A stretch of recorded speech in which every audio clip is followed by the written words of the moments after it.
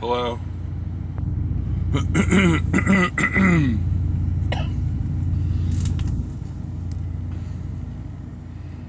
First. Yeah, Provost, you are first. That's a neat looking thumbnail there. What do you guys think of that? That's an awesome, awesome looking thumbnail. Look at that. The candy or the burger? Both, TJ, both. Another live. Well, that's what we do at Like Trucking, right?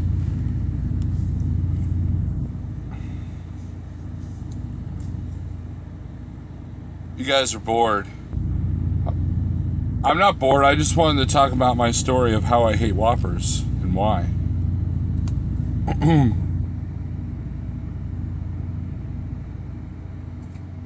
Jaron Han, what's up? TK. How's that new fridge, TK? I hope that new fridge is holding up.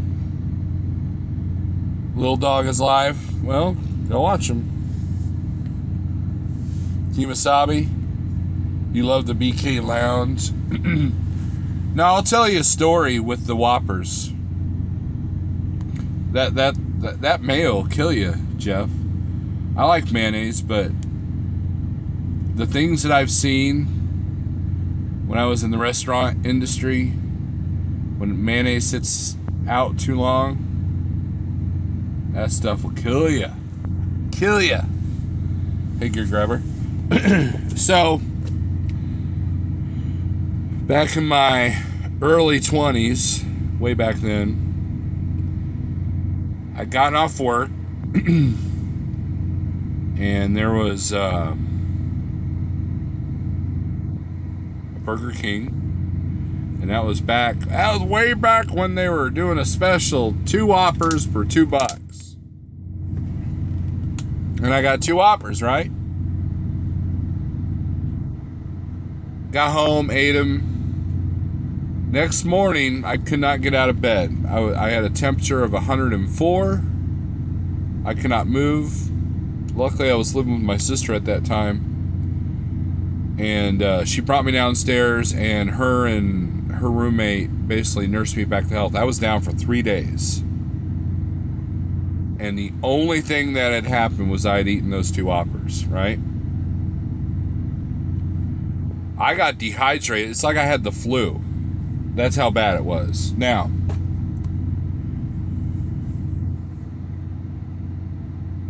about a month later, I met this real loser of society, right? He was hanging out with the drummer that we were trying out, who wasn't a very good drummer. And this kid comes in completely disrespectful with everybody and everything. You know, this guy was top-notch societal loser, right? And he starts bragging about all the gross stuff he does at work. Guess where he worked at? That Burger King that I had bought those Whoppers from. About killed the dude. It's like, dude, you almost killed me. He's like, So, to this day, I have trouble eating Burger King because of that. The only times I've eaten Burger King since then is if one of the kids wants to go there for their birthday, or if I'm stuck in Durant at the Choctaw, which I do that quite a bit, and I didn't have any food in the truck. You got twice, TK? Wow. I was mad. Michael Dow, what's up? No, no, the drummer, yeah, we ended up ditching that drummer. Turns out he was a big time meth user, and I don't play that game. So the meth problem in my area is pretty bad. For those of you who watch Live PD, you've seen it. So Michael P, what's up?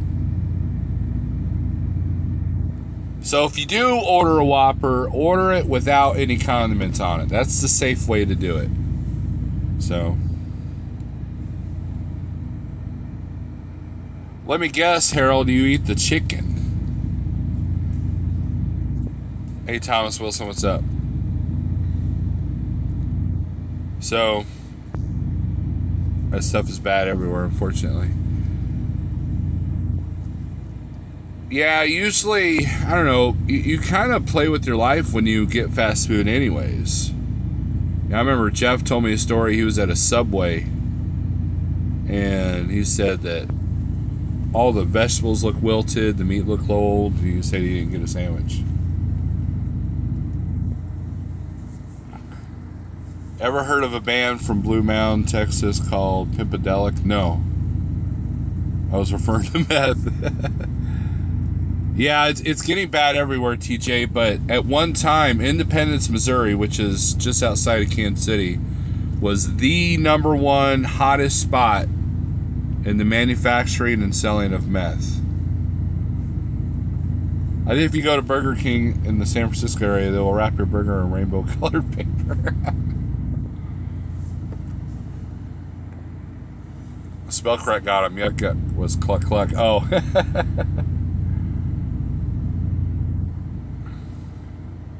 Yeah, a Big Mac do that to me. Yeah, those, like I said, condiments, man. I said you're literally taking someone's life when it comes to eating out. You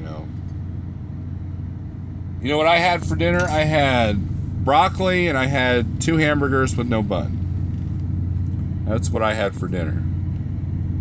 I need to get back to using my Road Pro lunchbox cooker. Doing some videos with that. That way I don't lose my sponsorship with Like Trucking.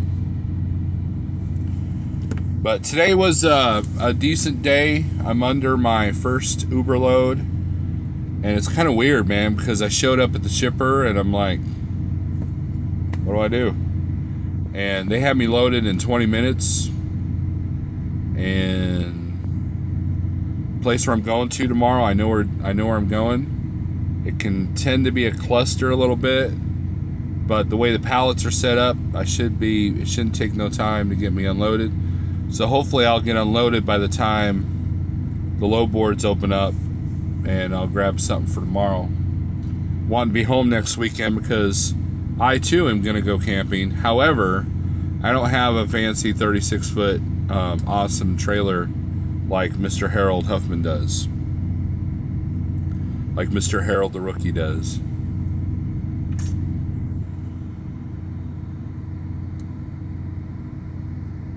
Michael Dow, the foot's better. Today it's been bothering me a little bit. It's turned into one of those weather predictor injuries now. It's a little bit swollen, so at night I take my socks off, elevate it.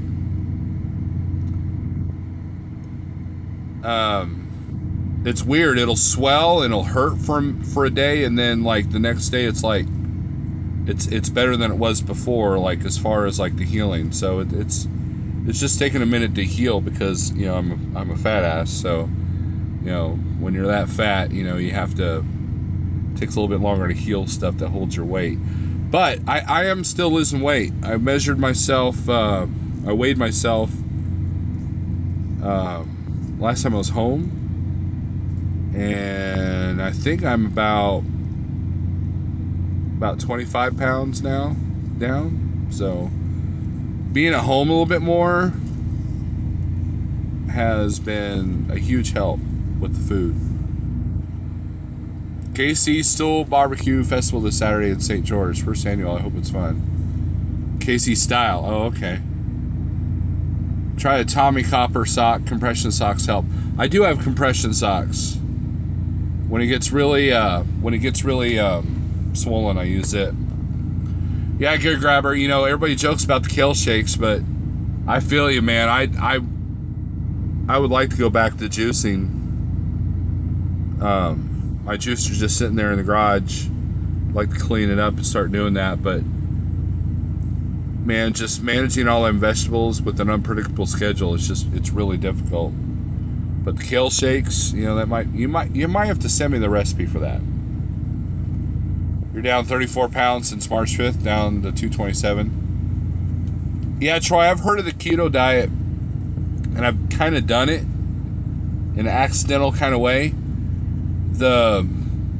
Several years ago, I did an all vegetable juice fast. I'm not talking like V8. I'm talking like I had the full blown juicer, and that's all I had for, I think 60 days is how long I lasted.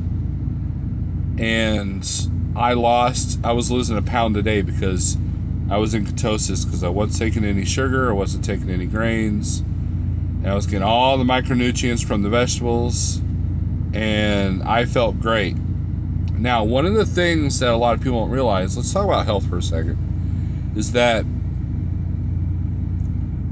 I've talked to people that have done like 4-day fast, 5-day fast. I'm talking like water fast, like not even vegetables or whatever. And one of the weird things that happens is your eyesight gets better.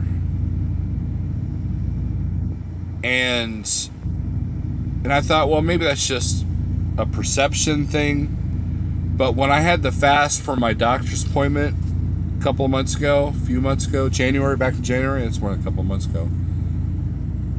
By the end of the fast, my eyesight was like really good.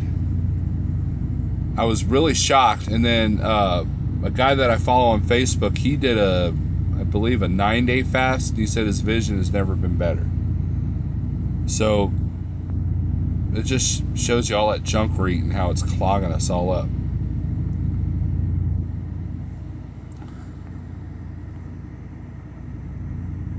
You're on the wrong side of the nation. I'm not into any healthy foods, but my wife had me try a fruit smoothie she made. It was actually really good.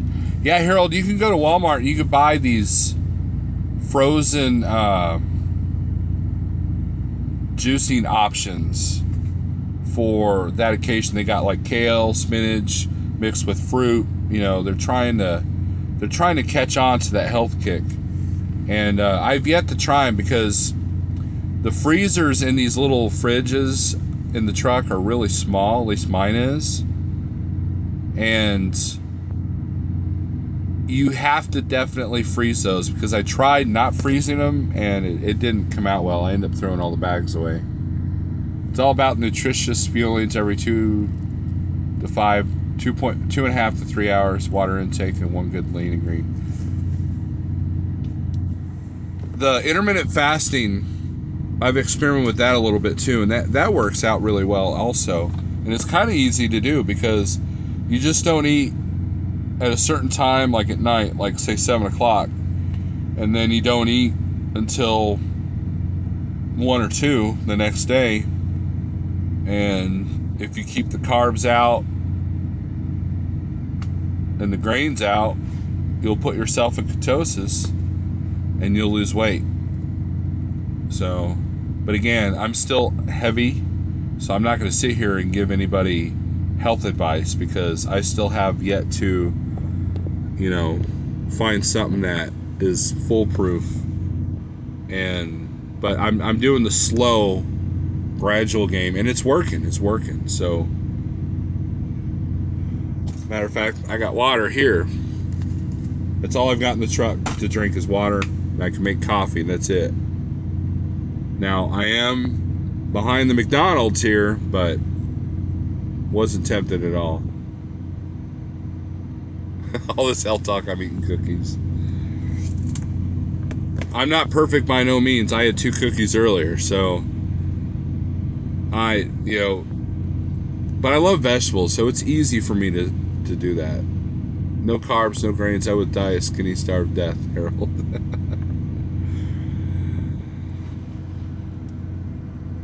If they put a ban on fried chicken, Harold would be in trouble.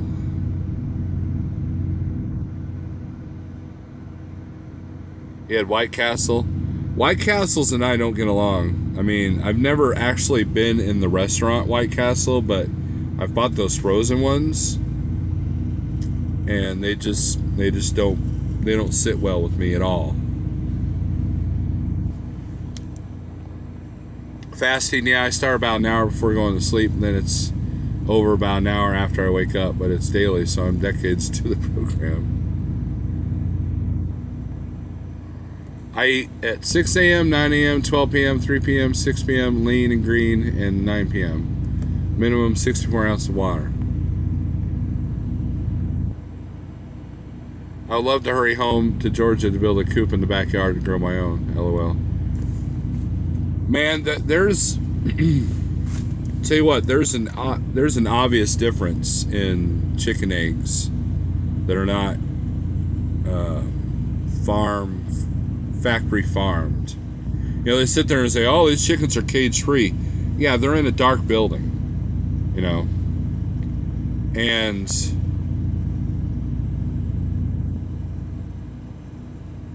you got to watch the wording. You know, like grass-fed beef. Oh, this is grass-fed beef. All cattle are grass-fed. All of them. Every single one. It's how they finish them. That's where you get the grains.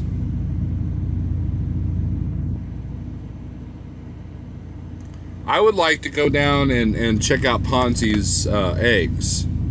So when we all go to Gats, maybe he'll bring us some.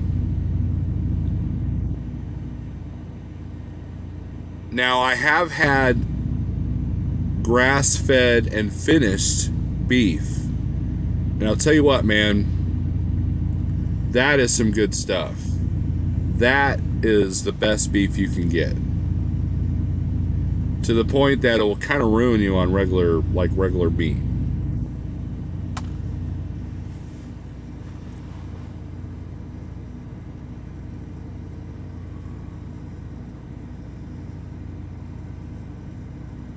Yeah, vegetarian chickens.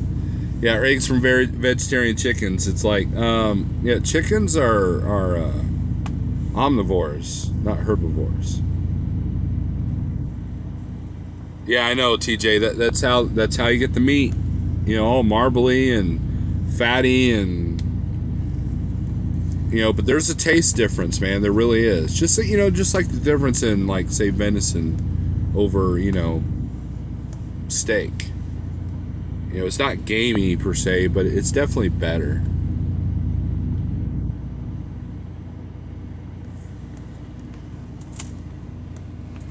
But I know there's a guy that I was talking to. He actually lost weight when he became a truck driver because he ate nothing but eggs, bacon, vegetables, salads, no dressing, no sugar, no carbs. He went ketosis. He lost 25 pounds within first few months. Rebel Trucker, what's up? Chickens are yard buzzards from the buzzard family, for real. I believe it, Benjamin Duke. I mean, they'll eat each other if given the chance.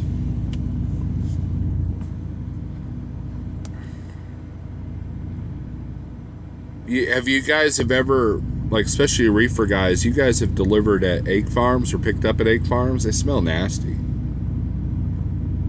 Now, with that being said, I have this. Speaking of nasty, I got pickled beet eggs. I paid way too much money for these things. There's 2 left. And there's probably a ton of sugar in this. Yep.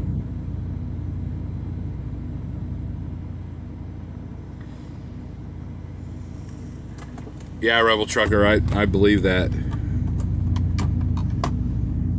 I used to deliver pallets to a place in the Neosho for Snyder.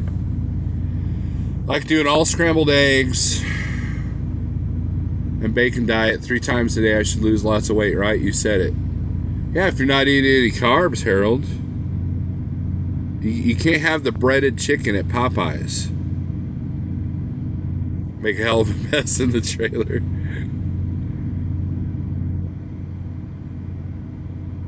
I'm telling you, I'm not getting notifications anymore.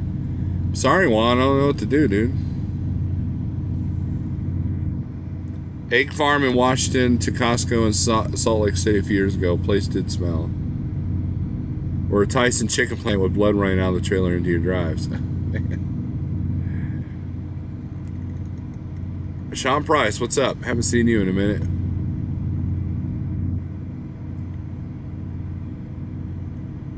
They will eat frogs, worms, water bugs, soft plants, yellow squash. Yellow squash. Is that what you're trying to say? You didn't miss much, Juan. I was just talking about my Whopper story since Harold had his Whopper story. And I'm doing my first Uber load. And so far, it's awesome.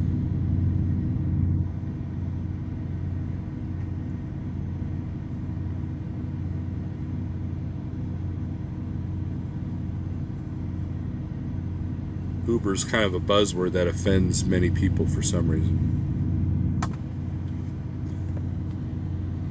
Everybody's all worried about the autonomous truck, the electric truck, and looks like Tesla's kind of put a hold on that.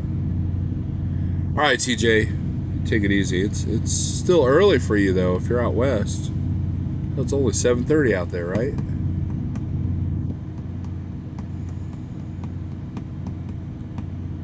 Anyway, someone called me earlier and asked me how things were going here at Like Trucking, and things are going well. Knock on wood. I'm starting to get the hang of this booking thing, and I'm starting to get a groove. I'm starting to get a process. I'm starting to get organized. I like to be organized. You can't tell by looking at my truck sometimes. You can't tell by looking at my house sometimes with my stuff. But I like to be systematic. You know, I've got a way that I negotiate. I've got a way that, you know, the way I ask for, you know, how I determine my rate.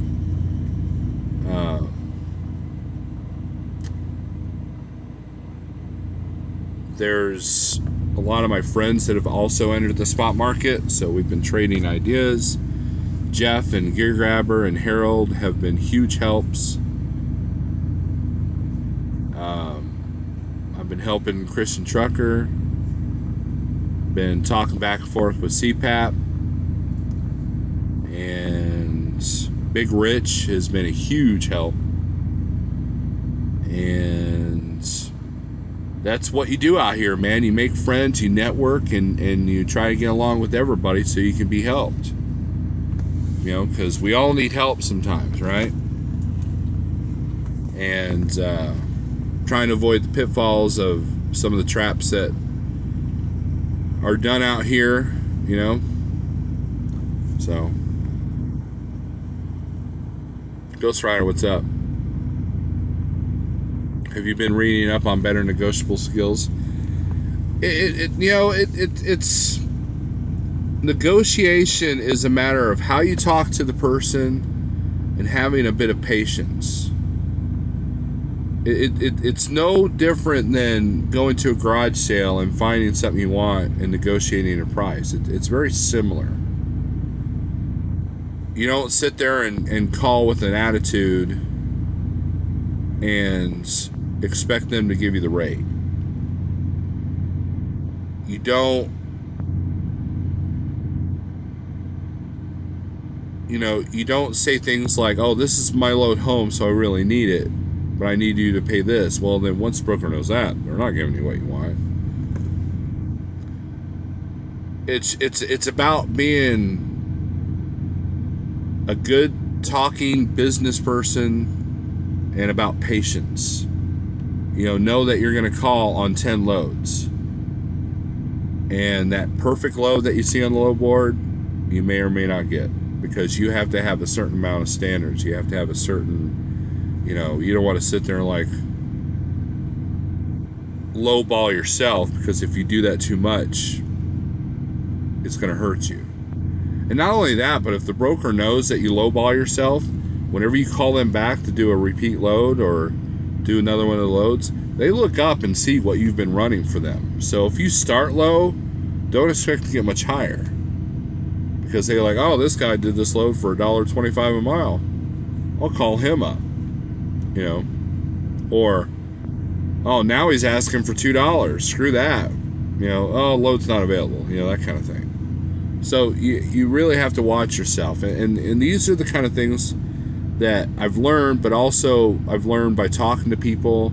I've learned by watching Jeff, you know, and all of us at Like, we trade our stories of how we negotiated this and how we negotiated that.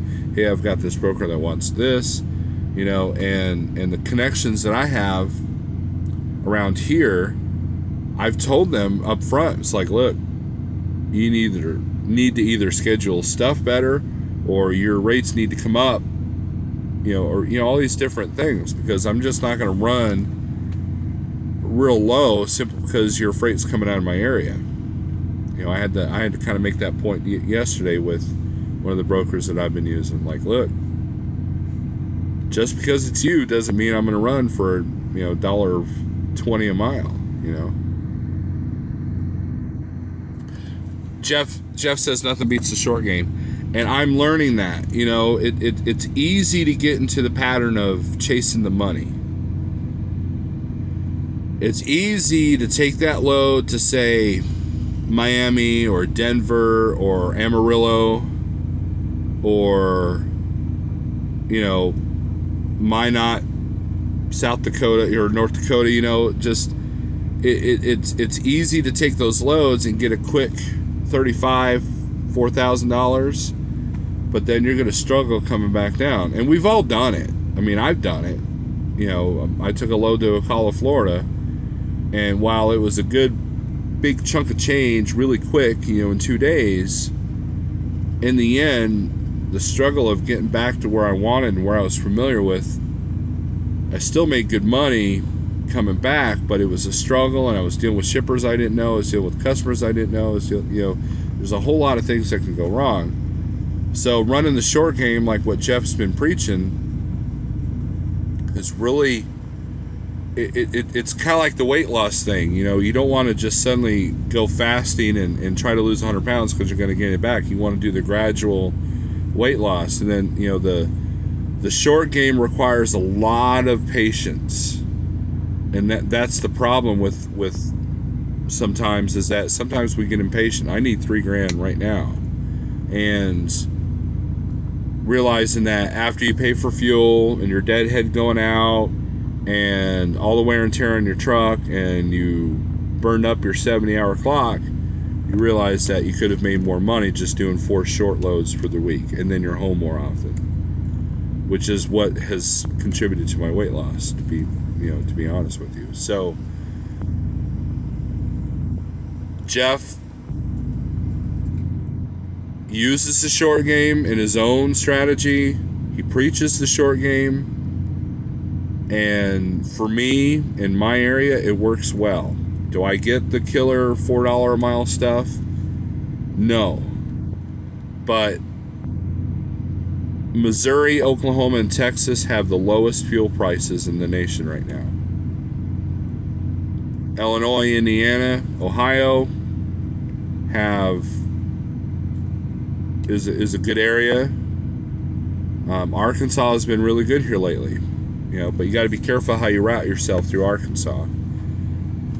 The Big Rich is pointing out that the rates in the southeast are really good right now, or not the rates, but the load count.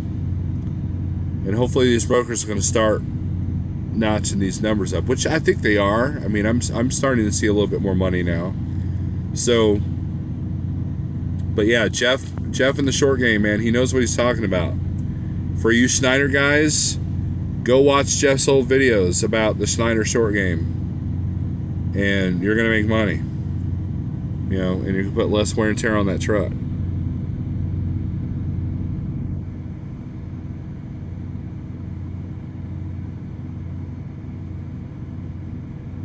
Yep, Harold, that's a good idea. Kevin and Ollie, what's up? Thing that helps me keep on point is a list of questions I want answered.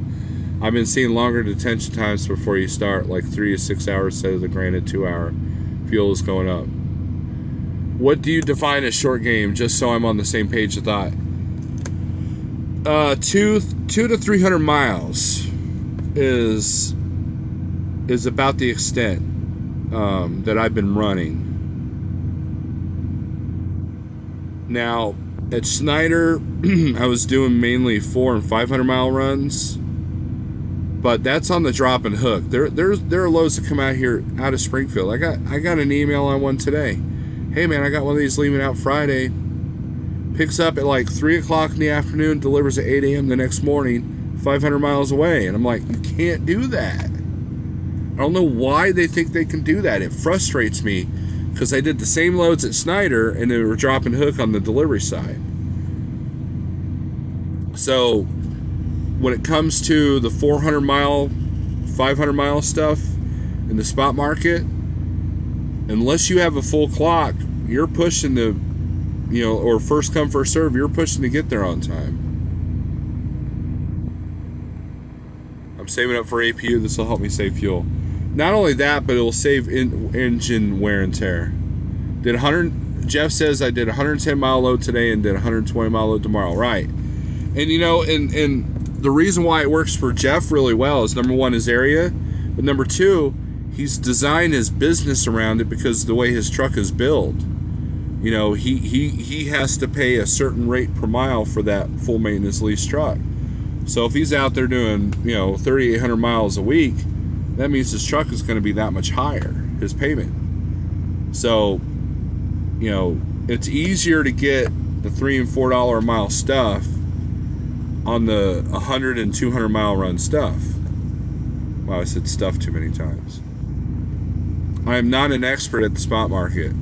You know, my claim is that I'm getting better. You know, and at the times that I struggle, I'm learning, but I haven't really struggled, to be honest with you. Am I getting my daily rate? Most of the time, yeah. If I don't make it on one load, I make it on the next. Like this load here, I'm definitely making it. Every now and then there's a gap. Like I suspect I might have a gap between tomorrow and Friday.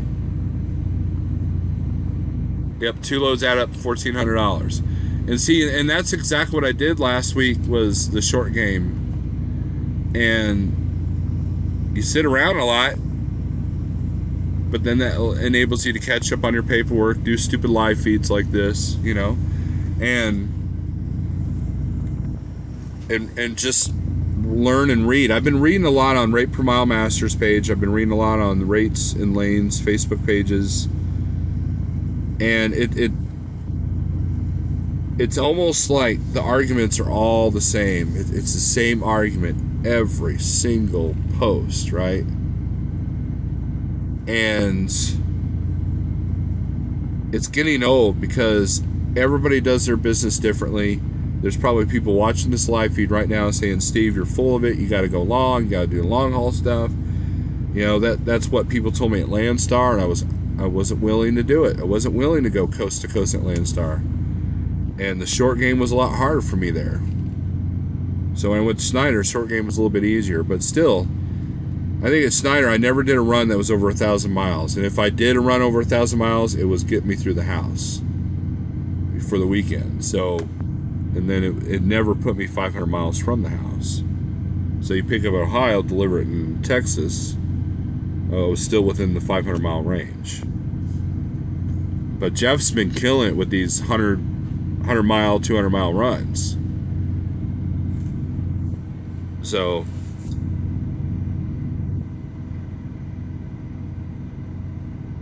you hope and pray that Jeff has the time to help me when you make transition from company owner operator.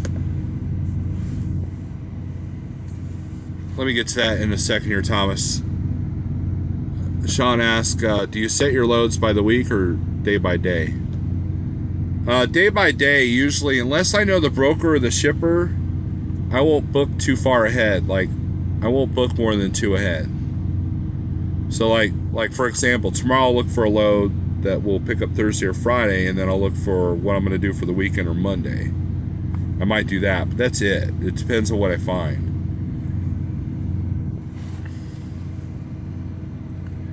Thomas, you've got my number. There are many people in this industry, Jeff included, that will help you. I think the majority, I think most of the people that don't do well as owner operators is because they're unwilling to learn, or they're dead set on doing it this particular way. And there's 100 ways you could do it. If you talk to 100 truck drivers, they're going to tell you 100 different ways to do it. All of us we all don't run the same. Harold runs a lot different than I do. And guess what? He's killing it. He's probably the highest earner in the group, you know. And Roscoe, he's running the short game like Jeff has preached, but he's maximizing his miles, and he's home every weekend.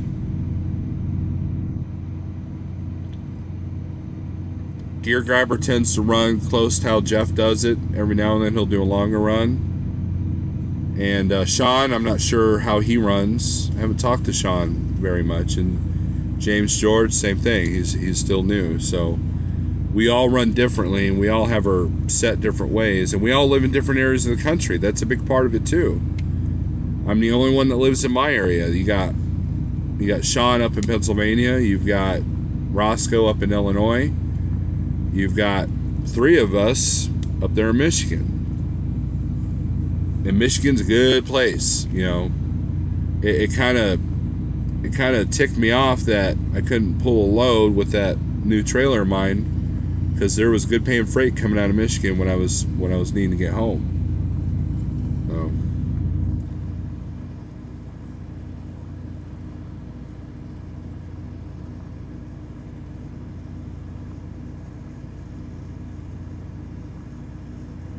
Mike Mentor says a lot of the info you need is already on YouTube. Let's talk about that. Okay, let's talk about that.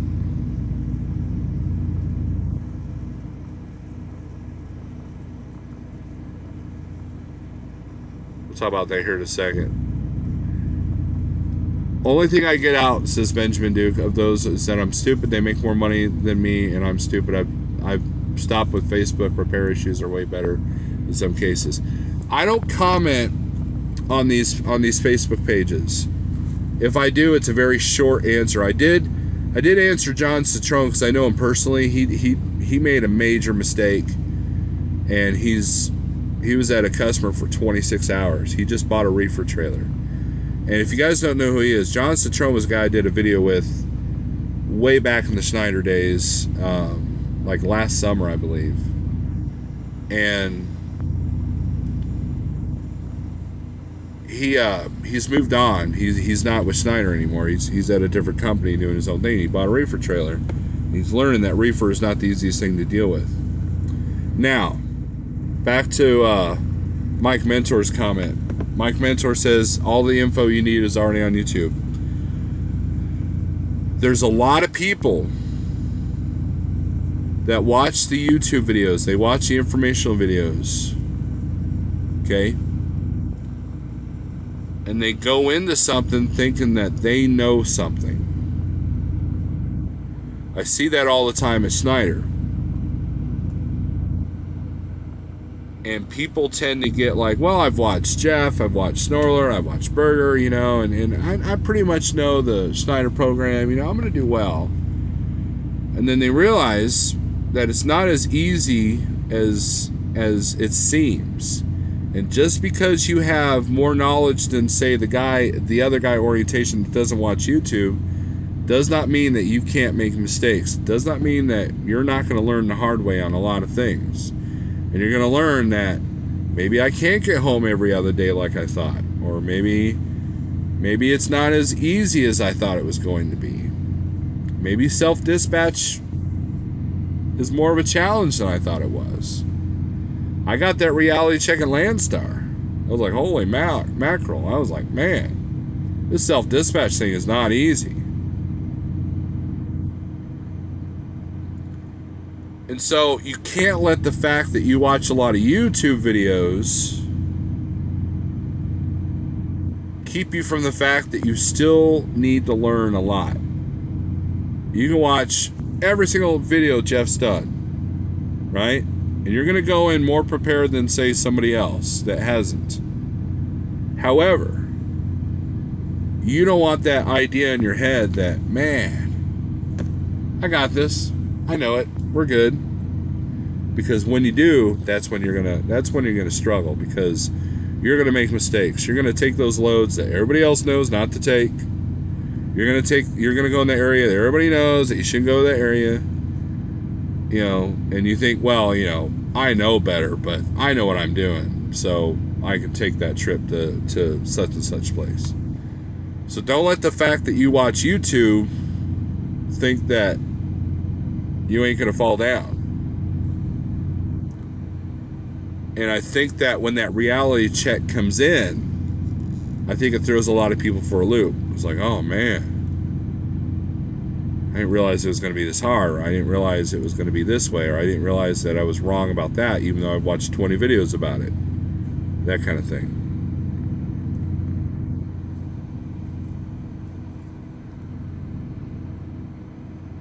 Short game seems like a lot less gross, but less cost for fuel and maintain equipment. Benjamin Duke, there you go. It's not about the gross. You can gross 10 grand a week if you want, but if your costs are 9, what good is it doing you? It's all about the net. It's all about the net.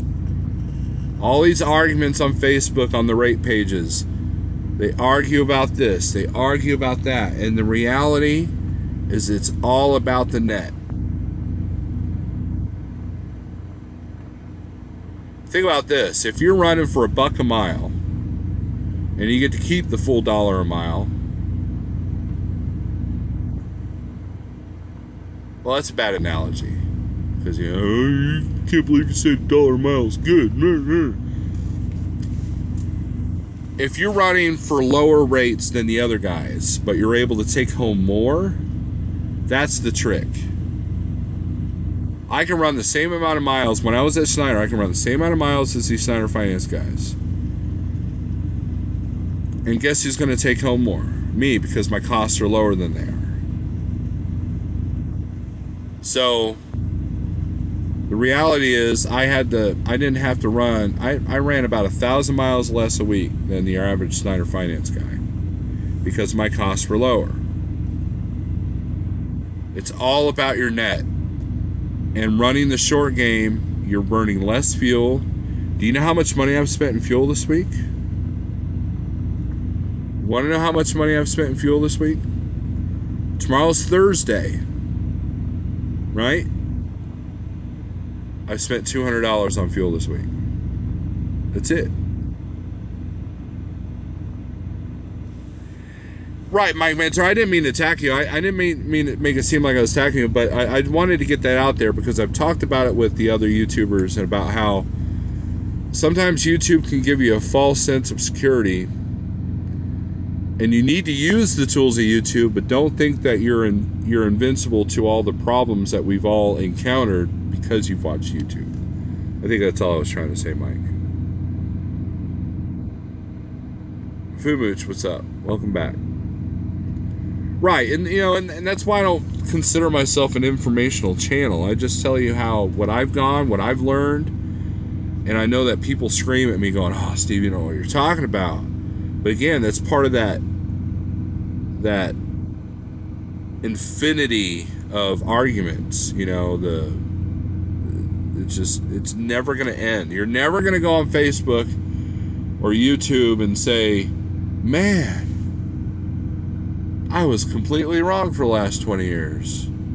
You're absolutely right. Thank you for expressing your opinion on Facebook. You have completely changed my mind. You know, like during the election, like that one Facebook post was going to sway your decision on who you're going to vote for. It doesn't work like that.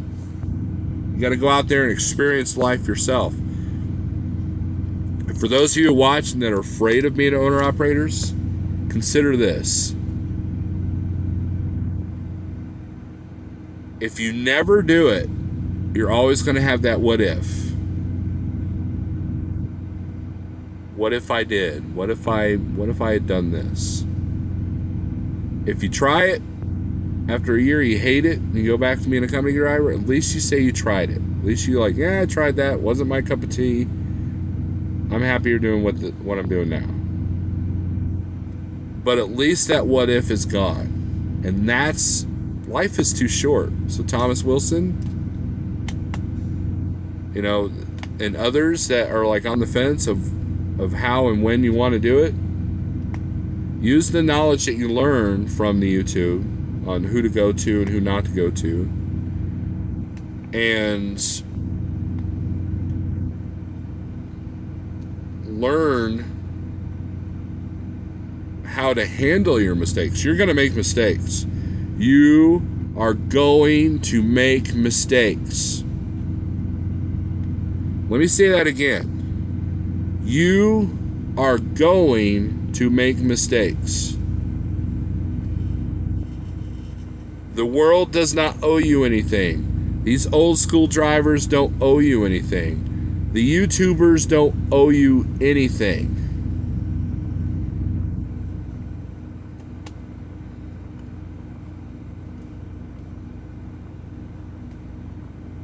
But you have to try. You learn through struggling. You learn by picking yourself up back up. You can't learn to walk if you don't know how to fall down. You keep the damage to a minimum when you take that one load that takes you 4 days to do. And don't put yourself in a position that threatens the livelihood of your family. Because you will fall down. You will not have an easy time. And if you are having an easy time, guess what? Something, somewhere, somehow is going to happen that's going to change your perception. People like Jeff make it look easy because he's been doing it for 26, 27 years. Other people make it look easy on YouTube,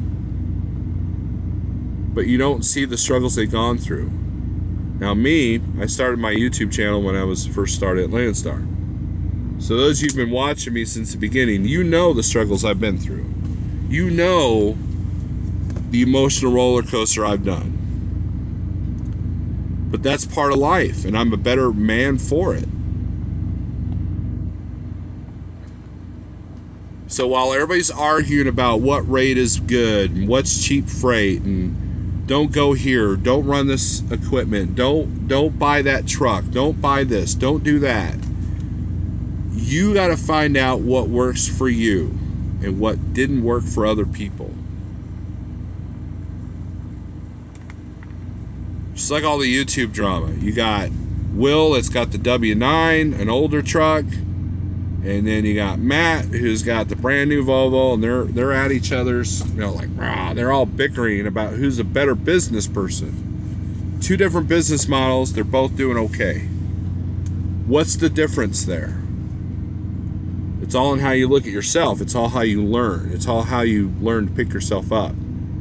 And don't let the negativity of this stupid world we live in get you down.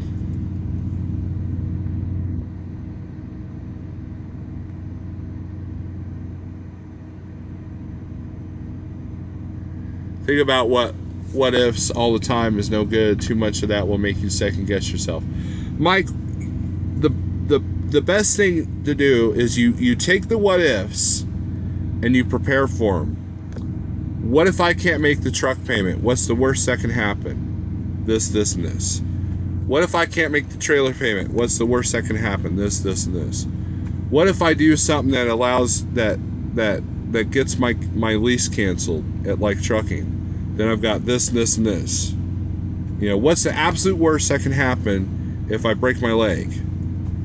This, and this. You got to have backup plans. Use the what ifs to have backup plans. Okay, don't put yourself in a position where if you can't make a truck payment, they're going to take your house away.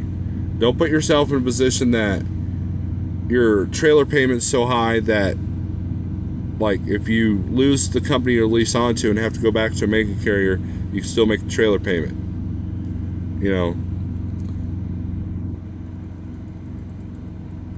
Don't buy a truck that's so unreasonably priced that you'll be, backwards in it for way too long, where if you need to sell it, you can't.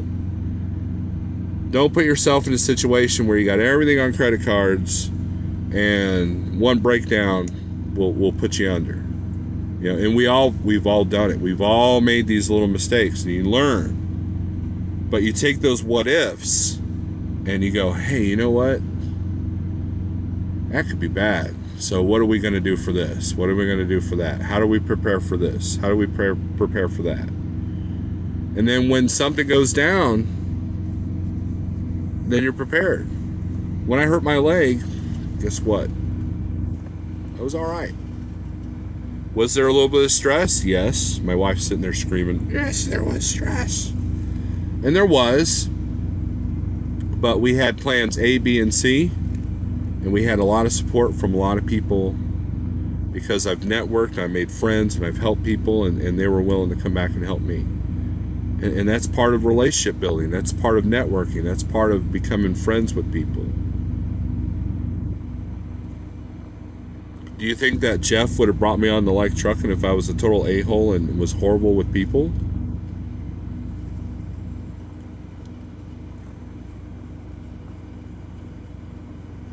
I knew that getting a Snyder Finance truck was not a good idea for me. Maybe a good idea for you, but only you know that. But for me, not the way I wanted to run.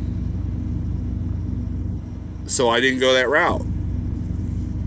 I did not get into a lease purchase when I first started becoming an owner-operator because I didn't want the things that I've seen happen to other people happen to me. Does it mean it's a bad idea for other people? No. I know people that are very successful doing what they do.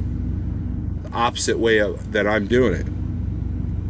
But I know that my what-ifs allow me to go, you know what? We don't want a $4,000 truck payment. We don't want, to be trapped in this closed low board. We didn't want to do this. We didn't want to do that,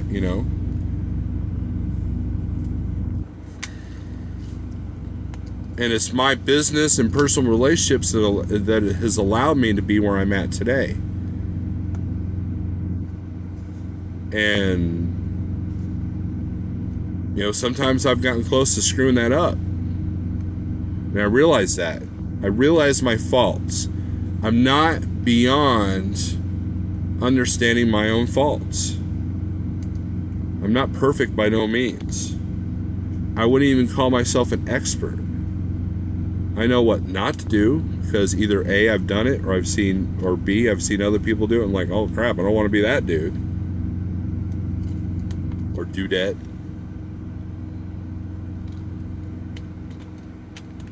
But I have much room for improvement. I am not anywhere near where I want to be financially, physically, and spiritually. Not there. It's a continuing process. Process I wish I started a lot younger.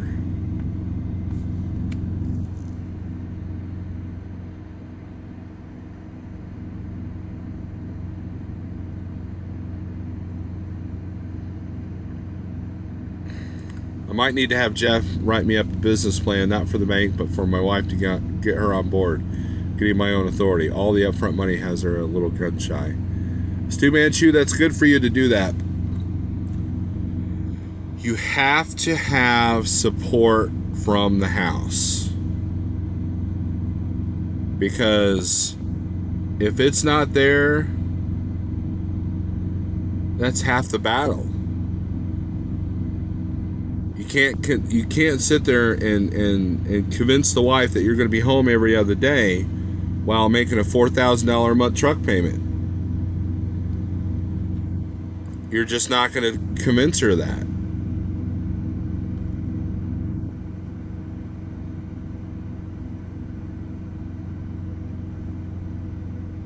The way you look at it is you're going into business, and why, yes, you're self-dispatch, you're in control of your business.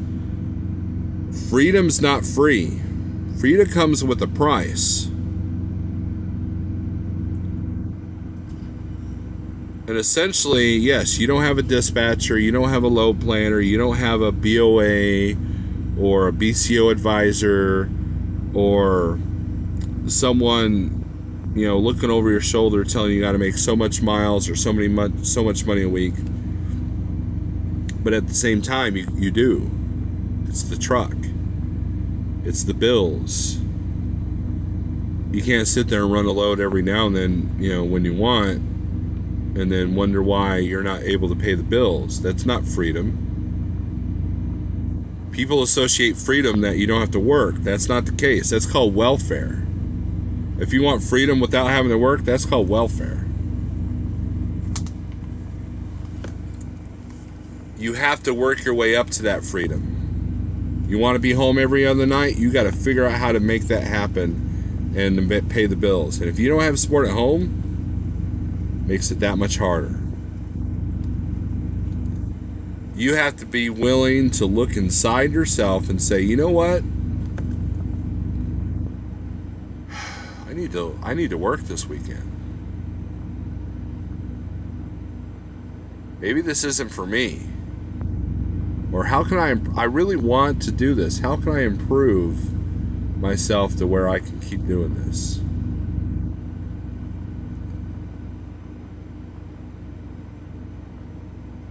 And that's not just trucking, that's everything.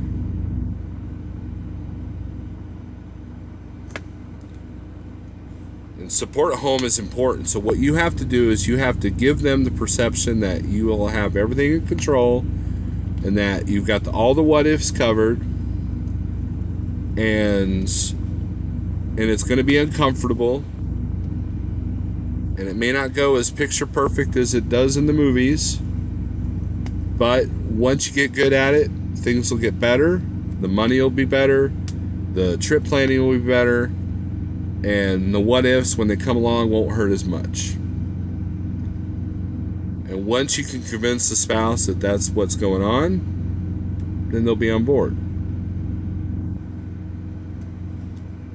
The dollar sign scares a lot of people. Hey, how much fuel did you buy last year? $40,000 worth. And people freak out at that. Oh my God, $40,000. That's how much I make in my salary. Reality is that's the cost of doing business. And right, it is a tough road, Provost. You're right. It is a tough road. Is it worth it? I had a Schneider driver ask me that one time I was on the yard.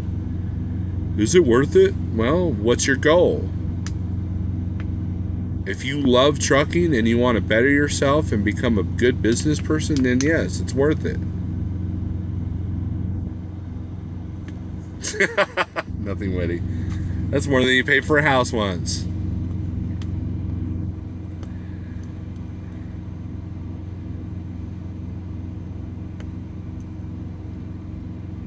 And it's all perception, man. 20 years ago, I look at a brand new pickup like, man, I really want that truck. I wish I could have that truck.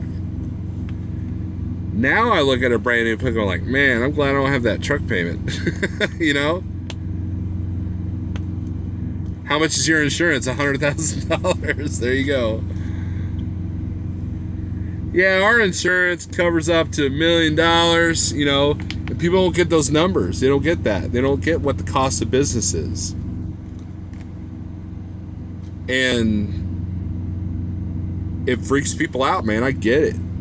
I tell people, oh, what's your truck payment? And I tell them, they're like, oh my God, because to them a high car payment is like $600, right, a month, and they're like, but yeah, my truck makes me money though. It's not a $600 a month to a car that I drive on the weekends. There's a difference.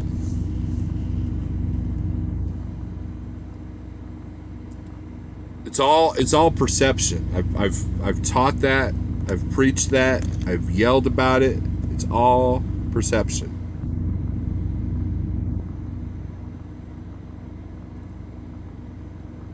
Why do I not have a brand new pickup? Well, because I would love to have one if it was free.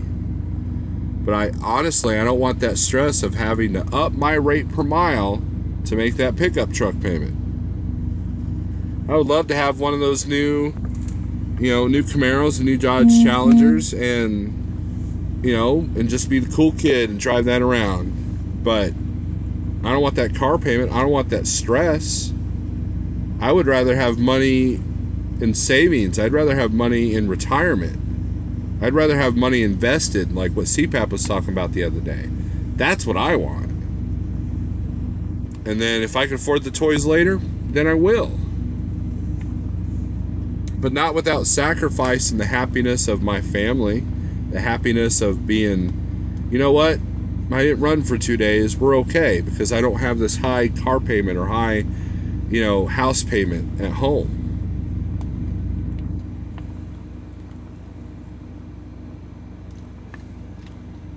So that's it's all perception, people. Is it worth it? That's up to you. You got the tools, you got the knowledge. You're just going to have to go out there and try to walk yourself. And within a year, you'll know, is it worth it? If you're unsure, get a walk-away lease. If you're absolutely sure you're good, then buy a truck. Are you going to get is your first truck going to be the one that you want? Maybe not. Is that first truck the one you're going to retire with? Maybe not. Probably not. Are you going to start off your business with a brand new, W9 or a Volvo 860 and that's the truck you're going to keep forever?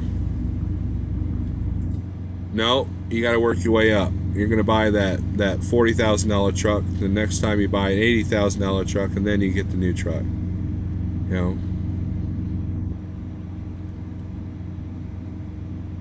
It's all perception. That's all I can tell you guys. You want to be an owner-operator? Do it. If you're not sure, figure out how to make it to where you can get out easy if you need to.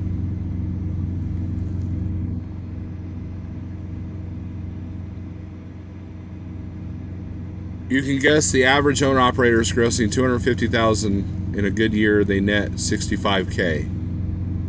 That is a huge difference. And to be home 40 days, that's being awoke to what you're doing versus what the numbers say you're doing.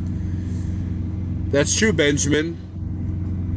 A lot of people don't realize that. A lot of people don't realize what their net is. Again, it's all back to the net numbers. And I believe there's a couple of people that have left the Schneider program, left being owner-operators because they weren't happy with the fact that their net was slightly above or below what they made as a company driver. Well, what are your goals? If your goals are to make more than a company driver, then you have to adjust your goals, your things to those settings. If your goal is to have the freedom and to run your own business, then that's a sacrifice you're going to make. You might make a little bit less than a company driver, or you might make as much as a company driver, but then as you get better, it will gradually increase. And a lot of people go into this not knowing the true numbers. Did you know that if you own a truck, you can make $250,000 a year? Oh my gosh. But you only keep like 60 grand. We won't talk about that part because we want you to make the truck payment. We want you to pay for the fuel. We want you to pay for all the stuff that the company should pay for. But you get freedom,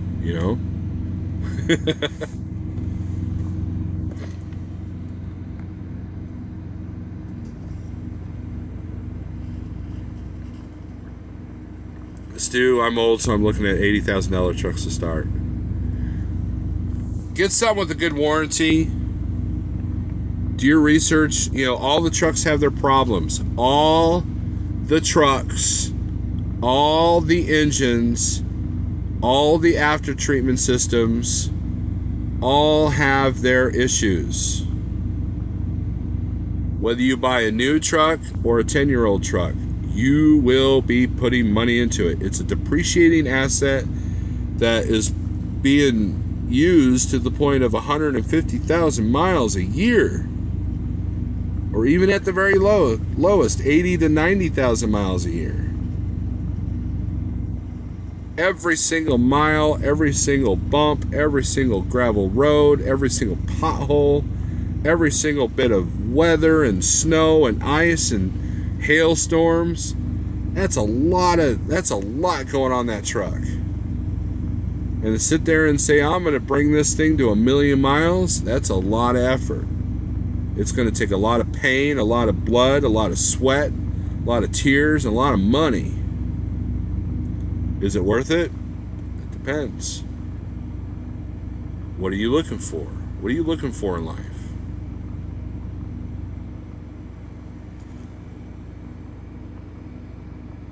There you go, Benjamin.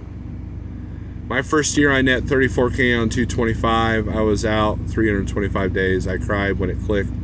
I was doing nothing and loading my butt. I'll stay with my $12,000 truck. I'm on the next 1,000,000 miles. Not if the maintenance exceeds the payment of the new truck.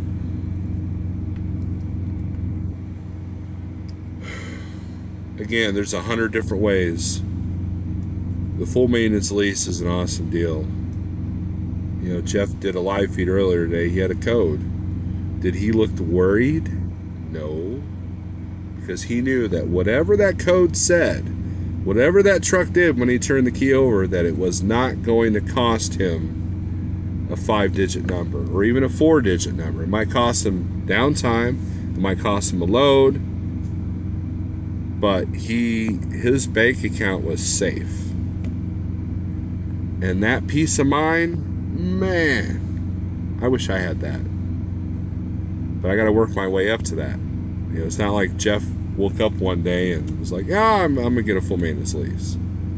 You know, he had to have a good business relationship with his dealership, and to the point that, you know, he learned about it, and he's on his second lease truck. And guess what? He's making money. He started his own trucking company. So he's doing something right, right?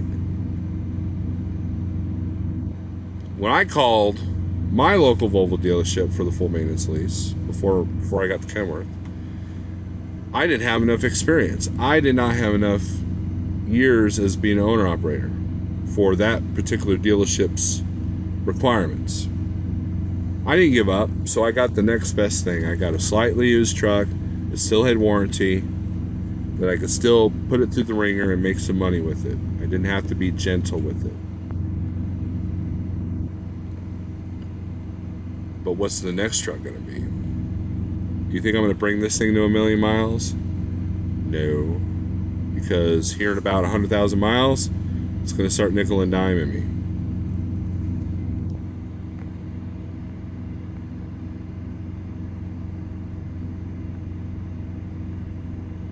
Right, Mike, there's a million ways you can do this business.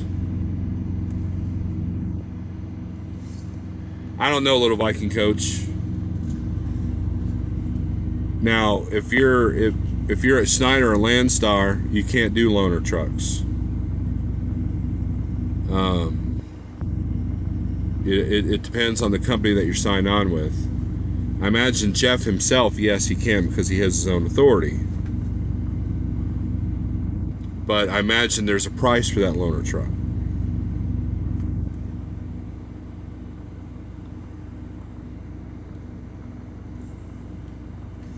Have it your way.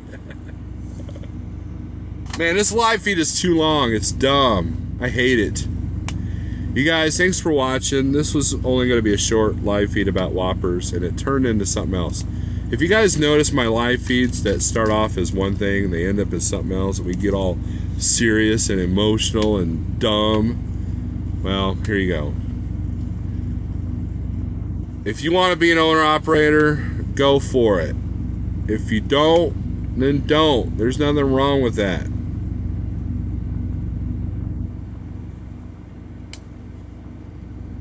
Surround yourself with good people.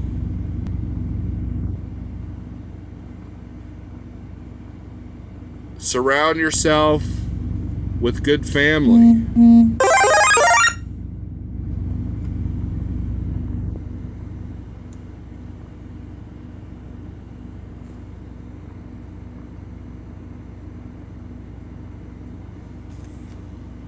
I appreciate the good comments, but I'm sure there's a few people going, Steve, you're such an idiot. I hate you.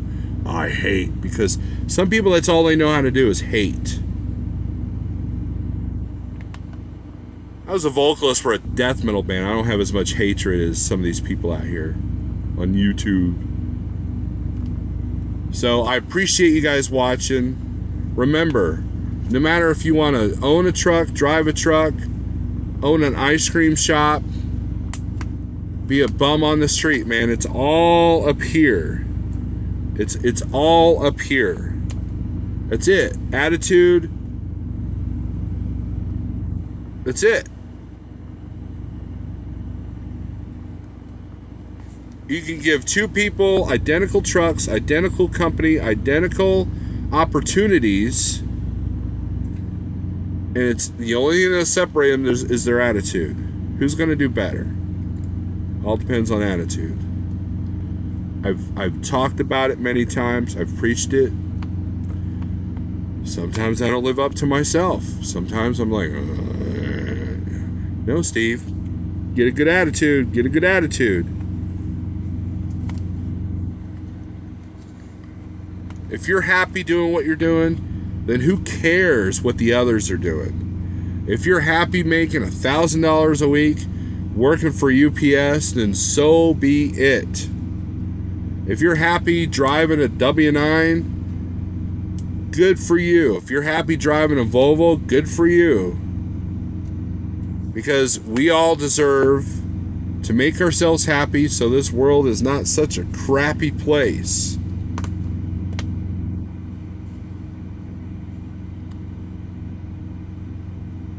You run your business how you run it.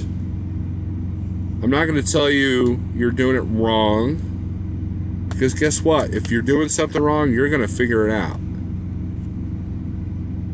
Because if you're doing something wrong and I tell you you're doing something wrong, you're going to be like, oh, well, what do you know? And then when you screw up, you'll still be mad at me. What did we accomplish? You learned the hard way and you're mad at me. So why should I make you mad at me? So when it comes to the Facebook pages, just watch and learn and look at the successful people. Look at the ones who say the smartest things on there, who don't get in the stupid little arguments of what's cheap freight. Don't settle for backhaul prices. Don't do this. Don't do that. You're an idiot if you're only running for $4 a mile. You know, that kind of thing. It's like, you know what? Shut up. Positive vibes is what's needed. Not this negative, I'm better than you crap. All this back and forth bickering that the other YouTubers are doing, it's ignorant. It's dumb. Because all it's doing is putting negative energy, whether it's fake or not.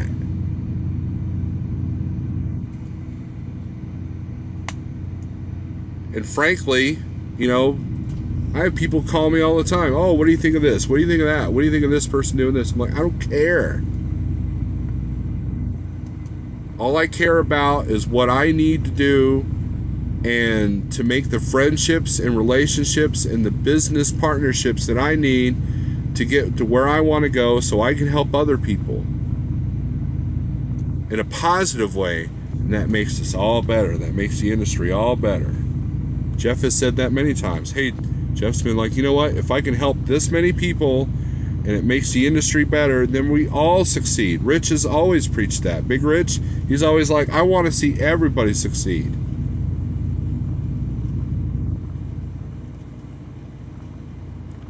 That's what makes the industry better. We're not going to change the government. We're not going to change the regulations. You know, those problems are never going to be solved. They're just going to be rearranged. Oh, let's do away with 70. Okay, but then here's this other thing of the hour of service that will suck once they cure the good ones, you know?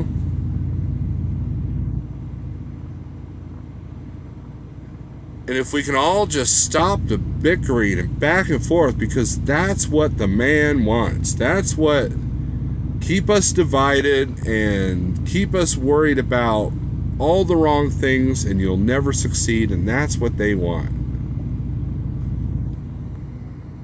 world needs a good vibration, so decrees the snore alert. Right. People always trying to one up the other guy.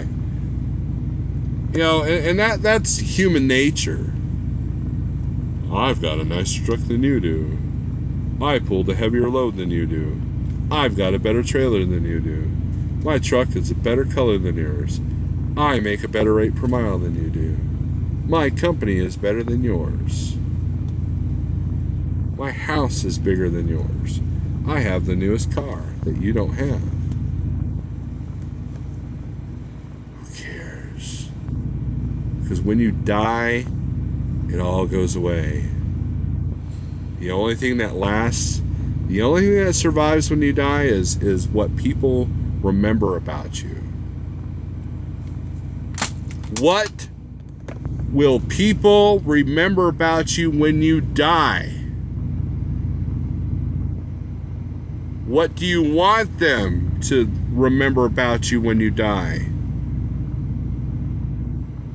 Think about that as you go to sleep tonight.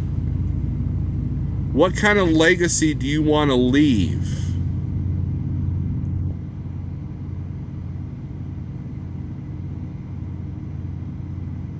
And then you just live your life to that standard.